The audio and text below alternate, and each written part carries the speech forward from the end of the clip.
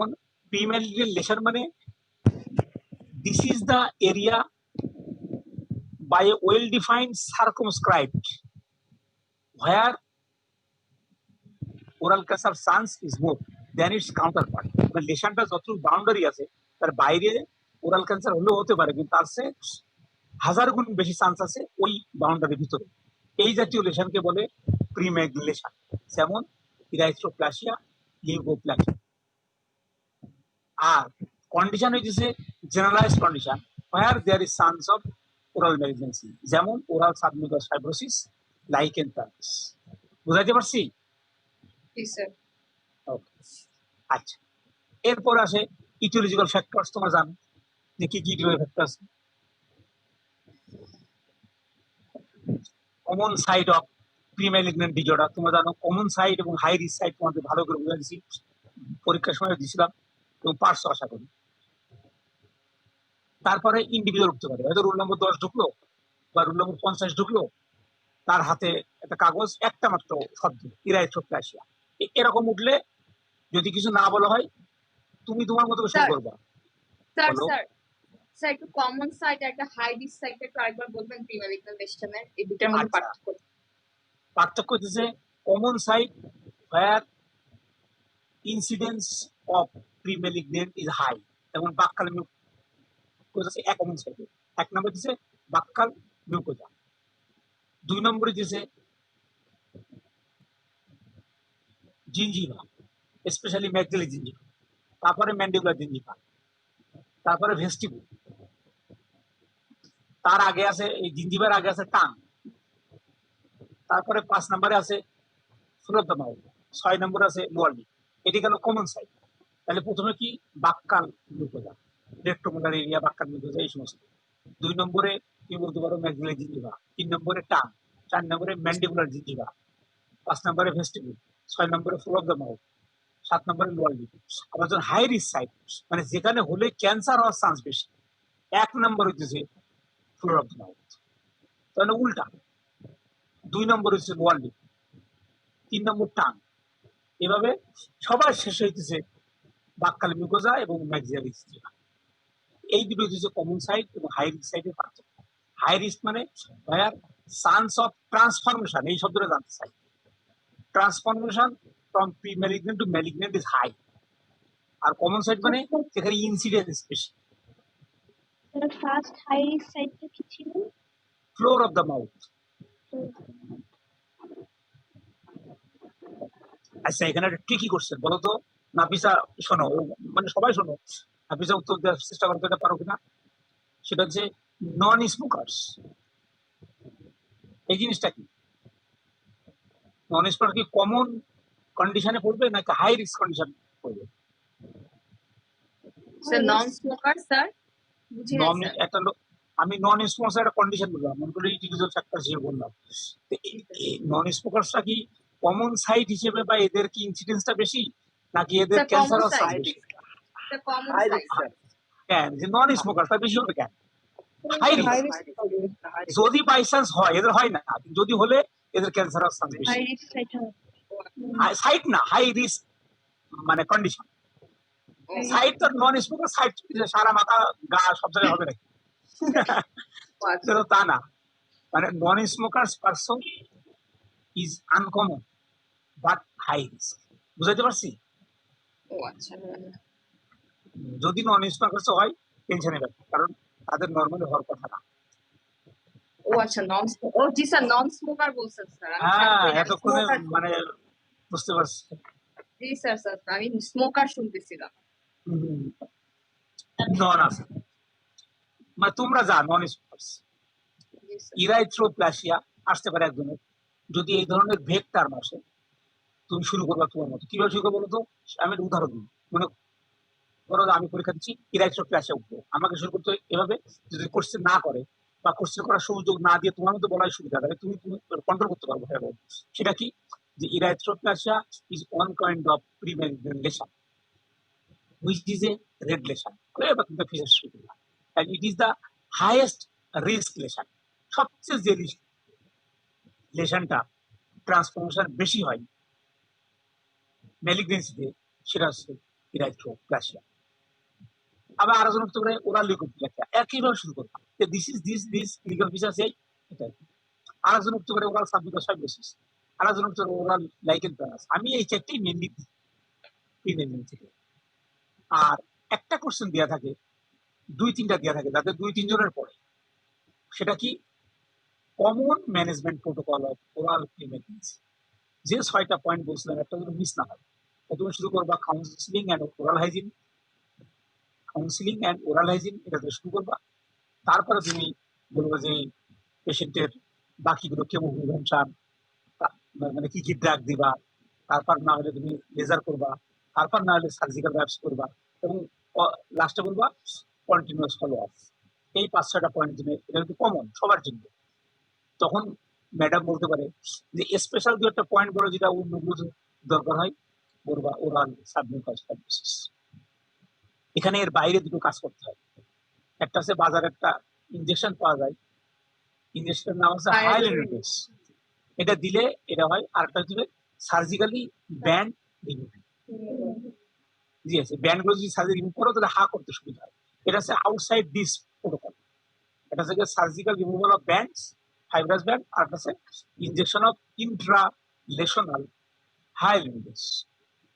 তাহলে এখান থেকে এটা গেল। এছাড়া আছে ওরাল ক্যান্সার। ওরাল ক্যান্সারের ক্ষেত্রে প্রশ্নগুলো তোমাদের একটু বলি। দুটো কোশ্চেন আমি একটু 5 মিনিট বলবো, বাকি সব আমি দ্রুত বলে যাচ্ছি। ইটোলজিক্যাল ফ্যাক্টর এটা আসে দেয়া আছে। 2 নম্বর, patient presented with what type of clinical features. তখন তো ওইগুলো কিন্তু বলবা যে পেশেন্ট ট্র্যাকেটিক থাকে, একটা আলসার থাকে, আলসারটা নন হিলিং, তারপরে লং স্ট্যান্ডিং, এই ধরনের ফিচার্স গুলো বলে দেবা। অ্যানিমিয়া থাকে পেশেন্ট, হয়তো আর একজনের গেল তার উঠলো টিএনএম ক্লাসিফিকেশন, তোমরা জানো কিভাবে বলতে হয়। রুল নম্বর হতো 60 ঢুকলো, তাকে সে পেলো কি নেক ডিসেকশন। আর একজন গেল তার উপর treatment protocol of oral cancer, সেটা তোমাদের সুন্দর করে বলে দিচ্ছিলাম। এরপর আরেকজন গেল, এই কোশ্চেনটা একটু তোমাদের জন্য জরুরি হতেও পারে, রেডিওথেরাপি ইন ওরাল ক্যান্সার। হয়তো আর একজন গেল কেমোথেরাপি ইন ওরাল ক্যান্সার। আমি এই দুটো একটু বলবো, লাস্ট কোশ্চেনটাকে বলে নিই। এছাড়া আসতে পারে কি রেডিওলজিক্যাল ফিচার্স অফ অস্টিওসার্কোমা, ওই সানডে অ্যাফেয়ারেন্স, এই কথাগুলো বলার জন্য এটা থাকে। লাস্ট যে দুটো প্রবলেম দেওয়া থাকে সেই দুটো প্রবলেম বলে আমি রেডিও এবং কেমো নিয়ে দুটো কথা বলি। এখানেও দুটো প্রবলেম দেওয়া আছে, সেই দুটো প্রবলেম আমি তোমাদের হুবহু বলে দিচ্ছি। এরকম থাকে। Problem number 1, a 50 years old women came with a diagnosed malignant ulcer on the lateral border of the tongue. Comprises কেন বললাম, আমি TNM ক্লাসিফিকেশনটা বলবো, এই জন্য বললাম comprises T2 N1 M0।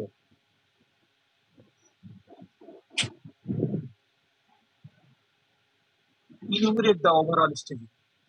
এইটা দেখে তোমাকে বলতে হবে ওভারঅল স্টেজিং কত। ভাইবা বলে এই একটা কথা বলবে এখানে 10-এ 10। তারপরে তোমাকে জিজ্ঞেস করতেও পারে ট্রিটমেন্ট প্রোটোকল নাও, কিন্তু এই যে T2 বললাম, N1 বললাম, M0 বললাম, এইটা দেখে তোমাকে বলতে হবে ওভারঅল স্টেজিং। সহজ, তোমাদের বারবার বলেছিলাম উল্টা দিকতে শুরু করবা, এম দিয়ে শুরু করো। সবাই দেখো যদি লিখে থাকো M0, তার মানে এম আমাকে কোনো হেল্প করতেছে না। M0 মানে এটা স্টেজ 1, 2, 3 যে কোনো হতে পারে। যদি M1 হতো তাইলে আমি আর টি এবং এন দেখতাম না। M1 মানে স্টেজ 4, এখানেই শেষ হয়ে যেত। যেহেতু M0, তাহলে আমাকে এবার শিফট করতে হবে মাঝখানে এন এ আসবে। N1 লিম্ফ নোডে যা পাইবা তার সাথে এক বেশি যোগ করবা, মানে স্টেজ 2। এটা ছোট্ট করে মনে রাখবা, কিন্তু আমার টি পর্যন্ত আসতে হবে। তার মানে এন এর কারণে এটা স্টেজ 2। আবার বলি এন এর কারণে এটা স্টেজ 2। এখন আসো T. T is a directly proportionate. T1 মানে টির কারণে স্টেজ 1, T2 মানে টির কারণে স্টেজ 2, T3 মানে টির কারণে স্টেজ 3, একই নিয়ম T4। তাহলে তুমি এখানে টিউ বলতেছে এটা স্টেজ 2, N1 ও বলতেছে স্টেজ 2। এই তিনটার ভিতরে যদি 3 রকম স্টেজ হয়, যেটা হাইয়েস্ট স্টেজ সেটা বলতে হবে। যদি N2 থাকতো তাহলে হতো স্টেজ 3, সেক্ষেত্রে টি স্টেজ 2 বলা সত্ত্বেও আমি এটাকে বলতাম ওভারঅল স্টেজ 3। এখানে ওভারঅল স্টেজ 2। বুঝতে পারছো? আচ্ছা, এর সাথে তোমার ট্রিটমেন্ট প্রোটোকল দিতে পারে, এটা তো আগের মতোই বলে দিবা। স্টেজ 2 মানে এখানে আমাদের জাস্ট সার্জারি করলে হবে, কেমো বা রেডিও লাগবে না। Problem last, a 66 years old man came with a malignant ulcer on the right retromolar area.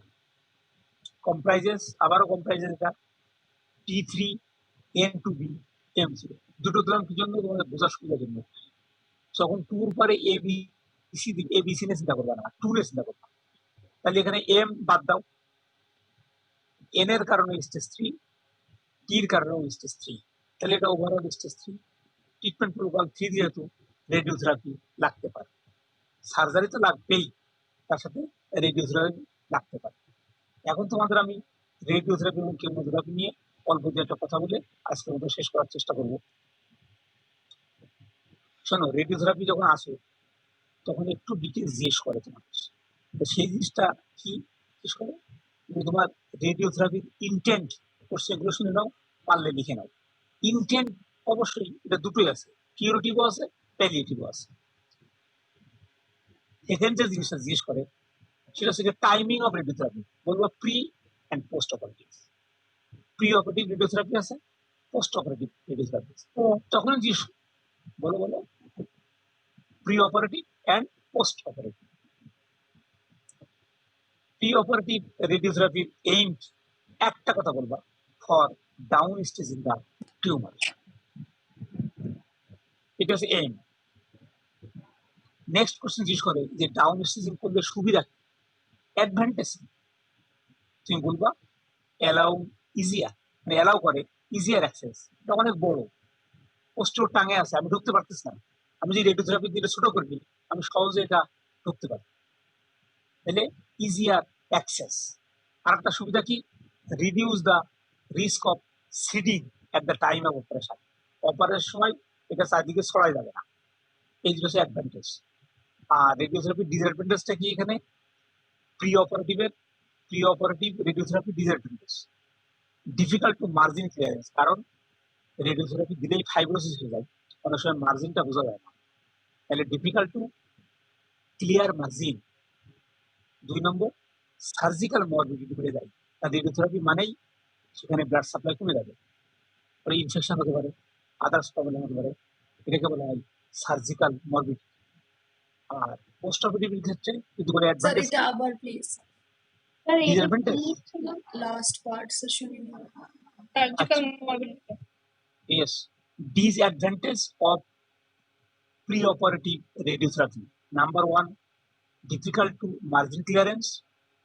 Number 2, surgical morbidity increase. Post-operative radiotherapy. Advantage একটা মাত্র line, reduce local recurrence. Disadvantage আগের মতোই, surgical morbidity. এখানে যে জিনিসটা বেশি প্রশ্ন করে সেটা আমি এখন বলতেছি, সেটা হচ্ছে পোস্ট কমপ্লিকেশন। অপারেটিভ অ্যাডভান্টেজটা আরেকবার sir. Advantage reduce recurrence, reduce local recurrence. Yes, local, systemic. আচ্ছা, এখন আসো কমপ্লিকেশন। কমপ্লিকেশনটা 2 ভাগে ভাগ করবা, অ্যাকুট অ্যান্ড ক্রনিক। অ্যাকুট কমপ্লিকেশনটা কি আমি লিস্ট বলতেছি, চট করে লিখে নাও বা জেনে নাও। স্কিন ইরাইথেমা, স্কিন অ্যান্ড মিউকাসে ইরাইথেমা পাওয়া যায়, লাল রঙ হবে একদম। Skin and mucous membrane erythema.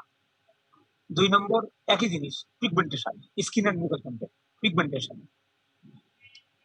3 নম্বর মিউকোসাইটিস ফলোড বাই আলসারেশন বা অ্যান্ডও লিখতে পারো। 4 নম্বর difficulty in eating, swallowing, deglutition, এগুলো ডিফিকাল্ট। তারপরে জেরোস্টমি। ফাইনালি বলবা নশিয়া অ্যান্ড ভমিটিং, একটাও বাদ দেওয়া যাবে না এখানে। এই একই কি বললাম, skin and mucous membrane erythema, skin and mucous membrane pigmentation, leucocyte and ulceration, oesophagitis যেটা বলে ডিগ্রেডেশনের প্রবলেম হবে, রোগ গিলতে প্রবলেম হবে, এগুলা খাইতে সমস্যা হবে, সেরোস্টোমিয়া, নশিয়া অ্যান্ড ভমিটিং। আর লিস্ট অফ লেট কমপ্লিকেশন, প্রথমেই বলবা যে লেট কমপ্লিকেশন এটা স্টিম সেল ইফেক্ট মেনলি। আমাদের যেগুলো স্টিম সেল আছে, যেমন বোন ম্যারো সেল, ফিমেলদের আছে উসাইট, মেলের আছে স্পার্ম, এগুলো কিন্তু স্টিম সেল, এগুলো এফেক্টেড বেশি হয়। যদি বোন ম্যারো এফেক্ট হয় তাহলে বোন ম্যারো সাপ্রেশন হবে, মাইলো সাপ্রেশন হবে। যদি উসাইট এবং স্পার্ম এফেক্টেড হয় তাহলে লং টার্ম ইনফার্টিলিটি হবে। এছাড়া আর কি হতে পারে, লিম্ফ ব্লক হয়ে যেতে পারে, এটাকে বলে লিম্ফেডিমা। আর কি হতে পারে, যেটা সবাই শুনতে চায় আমাদের, অস্টিও রেডিওনেক্রোসিস। এছাড়া কি হতে পারে, আগলি স্কার অ্যান্ড ফাইব্রোসিস। ফাইনালি কি বলবা, সেকেন্ড ম্যালিগনেন্সি। কিছু কিছু ক্ষেত্রে রেডিওথেরাপি দেওয়ার কারণে নতুন আরেকটা ম্যালিগনেন্সি উদ্ভব ঘটে। তাহলে এই লেট কমপ্লিকেশনটা বেশি ইম্পর্টেন্ট, এটা বেশি শুনতে চাই। স্টিম সেল ইফেক্ট গুলো বলবা, লিম্ফ নোডের ইফেক্টটা বলবা, লিম্ফেডিমোপ্যাথি অ্যান্ড লিম্ফিডিমা। বনে বলবা অস্টিও রেডিওনেক্রোসিস। তারপরে বলবা সেরোস্টোমিয়া, আগলি স্কার অ্যান্ড ফাইব্রোসিস, সেকেন্ড ম্যালিগনেন্সি। একটা বলি না ইচ্ছা করা, এটা অবশ্যই বলবা, বারবার জিজ্ঞেস করে যে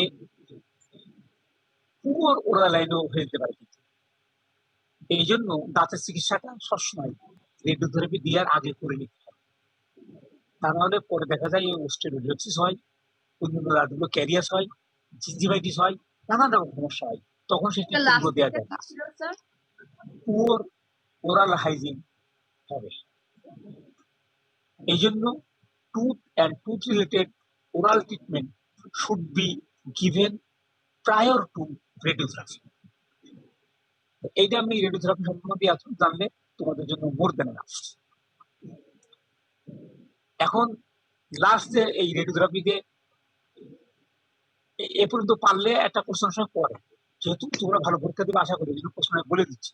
সেটা হচ্ছে যে হাউ টু ওভারকাম ইট। এটা একটু কঠিন কোশ্চেন একটু তোমার জন্য, তারপর আমি সহজ করে বলি, অনেকে জিজ্ঞেস করবে তোমাদের যে হাউ টু ওভারকাম, তুমি এটা কিভাবে ওভারকাম করবা। এক কথা অ্যান্সার দেবা, স্যার অথবা ম্যাডাম, প্রপার প্ল্যানিং। রেডিওথেরাপি প্ল্যানিংটা করতে হবে। তার আন্ডারে 5টা পয়েন্ট আছে, আমি খুব ছোট্ট করে বলি। ওরাল হাইজিন মেনটেন, যে আগে যেটা বললাম, ওরাল হাইজিনটা আগে ঠিক করে দিতে হবে, তাইলে কমপ্লিকেশন কম হবে। 2 নম্বর, টোটাল ডোজ ক্যালকুলেশন। তুমি শর্টকাটা টিউমার, তুমি ফুল ডোজ দিয়ে দিলে 60 গ্রে হবে না, তুমি কতটুকু লাগবে এই ডোজটা ক্যালকুলেশন করতে হবে। এর লাগবে 40 গ্রে, এর লাগবে 30 গ্রে, এর লাগবে 70 গ্রে, তাহলে টোটাল ডোজ ক্যালকুলেশন। 3 নম্বর, শেল প্রিপারেশন। শেলটা কি জানো, ওদের সহজ করে বলছি, রেডিওথেরাপিতে একদিনে হয় না, তাই না, 30টা 40 বার যেতে হয়।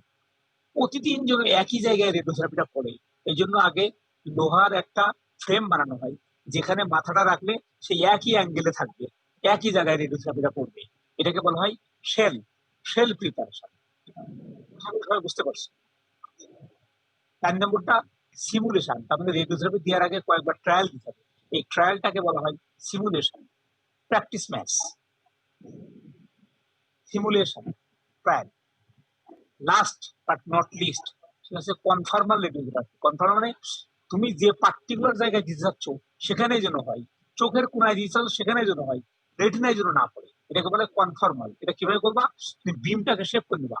যেমন তোমরা রাস্তায় গাড়ি দেখছো, গাড়ির হেডলাইটটাকে উপরে কালো করে দেয় যেন এই লাইটটা কার চোখে না পড়ে, শুধু রাস্তায় পড়ে। তেমনি যে রেডিওথেরাপি যে বিমটা আছে, এই বিমটাকে ঢেকে ছোট্ট পিন পয়েন্টিং করা হয় যেন পার্টিকুলার জায়গায় যে পড়ে, এটাকে বলা হয় কনফার্মাল রেডিওথেরাপি। মানে আমি যেখানে দিতে চাচ্ছি সেখানেই পড়বে। অর বিম শেপিং, বিমটাকে শেপ করে দিচ্ছে। তাহলে 5টা পয়েন্ট বুঝতে পারছো আশা করি। এই হচ্ছে রেডিওথেরাপি সম্বন্ধে খুব ভালোভাবে বলে দিলাম, মিস করবে না। আজকে লাস্ট যে কথা বলবো 1-2 মিনিট লাগবে, সেটা হচ্ছে chemotherapy. Chemotherapy are cytotoxic drugs, so be careful and indication should be clear থাকে। আদা দি ইন্ডিকেশনে কেমোথেরাপি দেওয়া যাবে না, এবং রিয়েল প্রয়োজন আছে, কারণ এটা মেনলি প্যালিয়েটিভ। এই জন্য এটা এনশিওর করবে, পেশেন্ট ডিমান্ড করবে বাই ডিজিজ, তখন কেমোথেরাপি দিতে হবে। দেয়ার সাইটোটক্সিক ড্রাগ। ভাই ভাই জিজ্ঞেস করে এর সাইটোটক্সিক ইফেক্টটা কিভাবে কাজ করে, তোমরা বলবা ইট কিলস সেল, স্পেশালি কিল, শোনা যাচ্ছে না? হ্যালো, জি স্যার, জি স্যার, Hello? শোনা যায়। স্যার শোনা It যাচ্ছে kill- স্যার। আচ্ছা, okay, thank you. It So kills chemotherapy কি always palliative? Almost always palliative. এটা কোনো মানে আমাদের রিজনে, অন্য রিজনে এটা আছে কি ভাই, কিউরেটিভ কিছু আছে, যেমন তোমার কিছু জার্ম সেল ম্যালিগনেন্স আছে, বাট আমাদের রিজনে 100% palliative. There is no curative role. এই জন্য আমাদের এনশিওর হয়ে দিতে হবে। এটার প্রধান কাজ হইতেছে সেল কিল করবে। ম্যাডাম অবশ্যই জিজ্ঞেস করবে কোন ধরনের সেল, তোমরা আনসার দিবা প্রলিফারেটিং সেল। যে সেলটা নিউলি তৈরি হচ্ছে তাকে কিল করে। এই ক্যান্সার সেল কিন্তু নতুন নতুন বেশি তৈরি হয়, এই জন্য তারা ক্যান্সার সেলকে টার্গেট করে। এবং আমাদের বডিতে কিছু সেল আছে যারা সবসময় তৈরি হয়, এই জন্য তারাও মারা যায়, যেমন চুলের সেল, এই জন্য অ্যালোপেশিয়া হয়ে যায়, তার কারণে এই জন্য। তাহলে এরা প্রলিফারেটিং সেল কিল করতেছে। কোশ্চেন ইজ হাউ, তোমরা অ্যান্সার বলবা either of the three ways. তিনটা ওয়ে আছে। Number one, damaging DNA. Number two, inhibiting DNA synthesis. Number three, blocking cell division. এই তিনটা পদ্ধতির যে কোনো একটার মাধ্যমে সে সেলগুলোকে কিল করবে। কি কি বললাম? ড্যামেজিং ডিএনএ সরাসরি সবচেয়ে বেশি করে। 2 নম্বর, ইনহিবিটিং ডিএনএ সিনথেসিস। 3 নম্বর, ব্লকিং সেল ডিভিশন। আচ্ছা, এখন আসো দ্বিতীয় যে কোশ্চেনটা করে তোমাদের, কেমোথেরাপি ভালো কাজ করে কখন? বলবা সিঙ্গেল না, যখন কম্বিনেশনে দেওয়া হয়। তোমাদের এটুকু বললে হবে কোনটা কোনটা কম্বিনেশন, এটা তোমার জিজ্ঞেস করবে না। তোমরা combination chemotherapy maximize the chance of tumour cell kill. কি বললাম? Combination chemotherapy maximize the chance of tumour cell kill. এখানে একটা পার্ট আছে, but minimize the safety profile. এই জন্য খেয়াল করতে সেফটি প্রোফাইল আবার কমাই দেবে, কারণ তুমি মাল্টিপল দিচ্ছ, শক্তি বেশি। সেক্ষেত্রে তোমার যদি পেশেন্ট ফিট না হয়, যদি পেশেন্ট মডারেট ফিট হয়, তার ক্ষেত্রে কিডনি ড্যামেজ হবে। Minimise safety profile. এখন আসো, এক্ষেত্রে একই কোশ্চেন, টাইমটা কি এবং কমপ্লিকেশন, এর বাইরে কিছু জিজ্ঞেস করবে না। টাইমটা মাত্র 3টা লাইন, শুনে নাও। প্রি অপারেটিভকে বলা হয় নিও অ্যাডজুভেন্ট। এই শব্দটা জিজ্ঞেস করে তোমাদের অনেক পেঁচা বলে যে নিও অ্যাডজুভেন্ট কেমোথেরাপি কোনটা, বলবা প্রি অপারেটিভ। আর পার অপারেটিভ সাধারণত ইউজ করা হয় না, পোস্ট অপারেটিভ ইউজ করা হয়, এটিকে বলে অ্যাডজুভেন্ট। নিওটা বাদ যাবে। নিও অ্যাডজুভেন্ট মানে প্রি অপারেটিভ, অ্যাডজুভেন্ট মানে পোস্ট অপারেটিভ। শেষ। লাস্ট কথা, কমপ্লিকেশনস। এখানেও অ্যাকুট কমপ্লিকেশন আছে, লেট কমপ্লিকেশনস। অ্যাকুটটা কি? এটা সাধারণত বেশিরভাগ ক্ষেত্রে ইনজেকশনের মাধ্যমে দেওয়া হয়।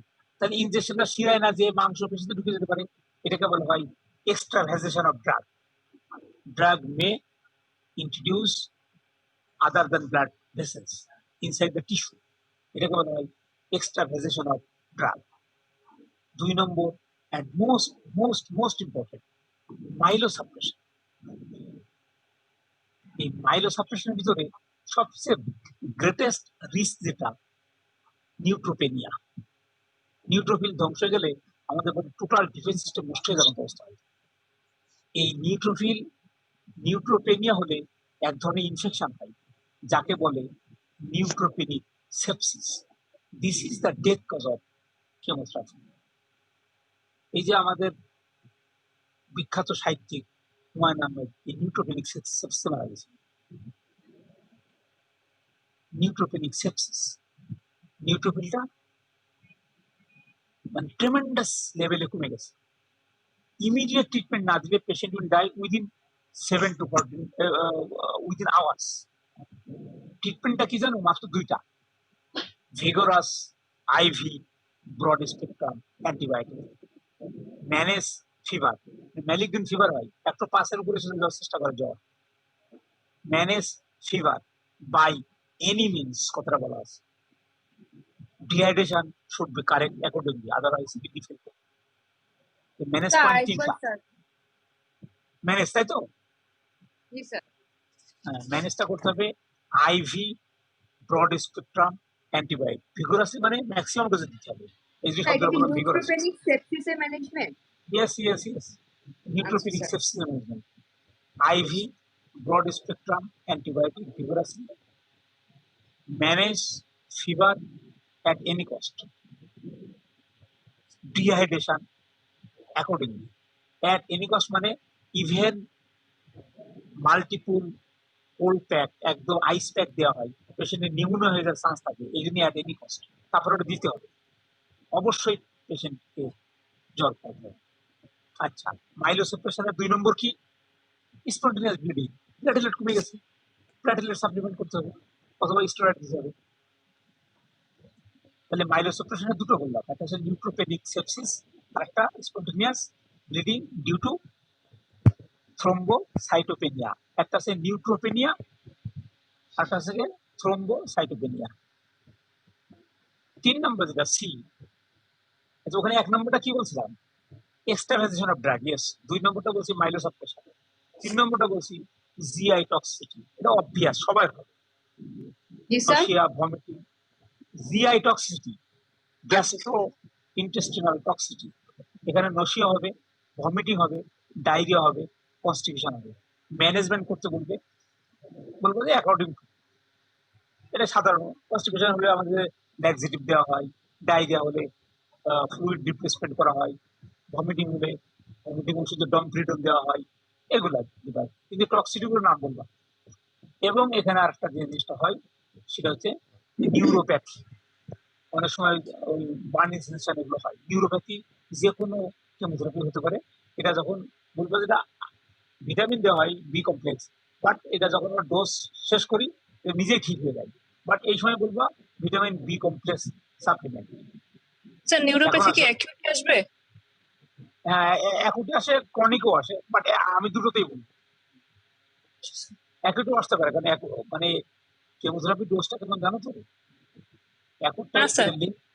এটা লেন্দি অ্যাকুট, কারণ 6টা সাইকেল দেওয়া হয়, প্রতিটা সাইকেলের গ্যাপ 21 দিন, তার মানে প্রায় 3 মাস ধরে দেওয়া হয়। এর ভিতরে এই 3 মাসের যে কোনোটা কিন্তু ঘটলে কিন্তু সেটা অ্যাকুট, বুঝতে পারছো? জি স্যার। হ্যাঁ, এই জন্য এটা লং টাইম অ্যাকুট। এখন হচ্ছে লেটটা কখন? তোমার কেমোথেরাপি শেষ হয়ে গেছে, সব সাইকেল শেষ হয়ে গেছে। কেমোথেরাপি সাইকেল হয়ে যায় মিনিমাম 3 সাইকেল, ম্যাক্সিমাম 6 সাইকেল। প্রতি সাইকেলের মাঝখানে gap 21 days. Gap between cycles is 21 days. So, acute time is long, minimum 90 days. Late complication গুলো কি করতে পারে? অ্যাপ্লাস্টিক অ্যানিমিয়া, কারণ মাইলোসাপ্রেশন যদি হিউজ পরিমাণে মাইলোসাপ্রেশন হয় তাহলে বোন ম্যারো সাপ্রেস করবে, এটাকে বলা হয় aplastic anaemia. But it is rare, এটা মনে রাখবে। কমন কোনটা? কার্ডিওটক্সিটি, স্পেশালি অ্যারিথমিয়া। পেশেন্টে অ্যারিথমিয়া হয় এই সমস্ত পেশেন্টের। কাদের অ্যারিথমিয়া বেশি হবে বুঝতে পারছো? তাদের আগেই হার্ট ডিজিজ আছে। 3 নম্বর কমপ্লিকেশনটা কি হতে পারে? পালমোনারি টক্সিটি, দ্যাট ইজ অ্যালভুলাই আর কি, পালমোনারি টক্সিটি হয়। 4 নম্বর হতে পারে রেনাল টক্সিটি, কারণ এই ড্রাগগুলো সাইটোটক্সিক, কিডনি এটাকে ডিসপাস করে, এই জন্য কিডনি সমস্যায় পড়ে। 5 নম্বর কার্সিনোজেনেসিস, কিছু কিছু কেমোথেরাপি আছে দেওয়ার পরে অন্য ক্যান্সার হওয়ার চান্স, যেটা বলে কার্সিনোজেনেসিস।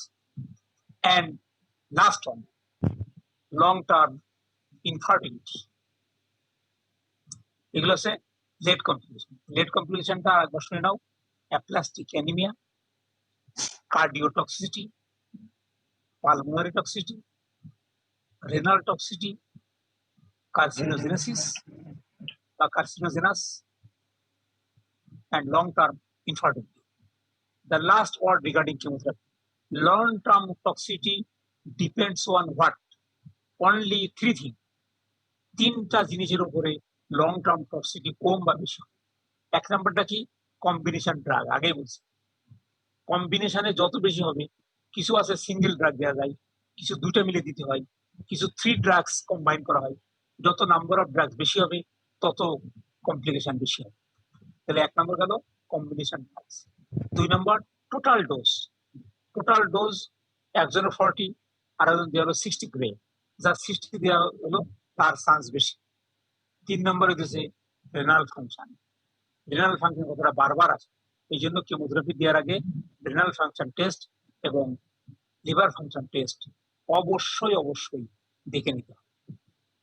রেনাল ফাংশনটা আমাদেরকে অবশ্যই মনে রাখতে হবে যে এই তিনটে জিনিসের উপরে লং টার্ম টক্সিসিটি ডিপেন্ড করে। তা মোটামুটি রাত তো মধ্যরাত পার হয়ে গেছে, তোমাদের আজকে 4টে কি বলে স্টেশন মোটামুটি আমি ডিটেলস বলার চেষ্টা করছি। আসলে কোনো ব্যাচকে বা এর আগে কোনো এইভাবে বলি নাই, কারণ তোমাদের মধ্যে এরকম আনওয়ান্টেড সিচুয়েশনে কিন্তু এর আগে কেউ পড়ে নাই, আমরাও পড়ে নাই। এই পর্যন্ত বললাম। নেক্সট যেটা বাকি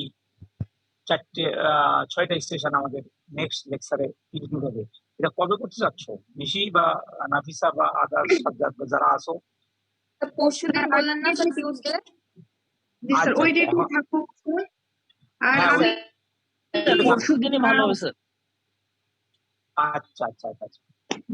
আর আমি নেক্সট ডেতে দেখবো যে আনলিমিটেডটা করা যায় আচ্ছা, আজকে যেভাবে করছি তো হয়েছে, যেভাবে করছো না কেন, আমরা তো স্যার ওটা কিনতে হবে স্যার আনলিমিটেডটা। হ্যাঁ ওটা তো ওই মানে 14 না কত ডলার লাগে দেখলাম মনে হয় এরকম। জি স্যার, ওটা আমি প্রিমিয়াম করতে পারবো। সাবস্ক্রিপশন। ওটা আমি করতে পারবো। হ্যাঁ আচ্ছা আচ্ছা আচ্ছা। নেক্সট দিন ওটা করবো। আচ্ছা শোনো নিশি, আজকের স্যার। মতো যদি ওটা নাও পারো, পারলে ভালোই। আজকের মতো যদি পড়ো অসুবিধা হবে না, আমরা 5 মিনিট গ্যাপ দিলে খারাপ লাগে না, বুঝতে পারছো?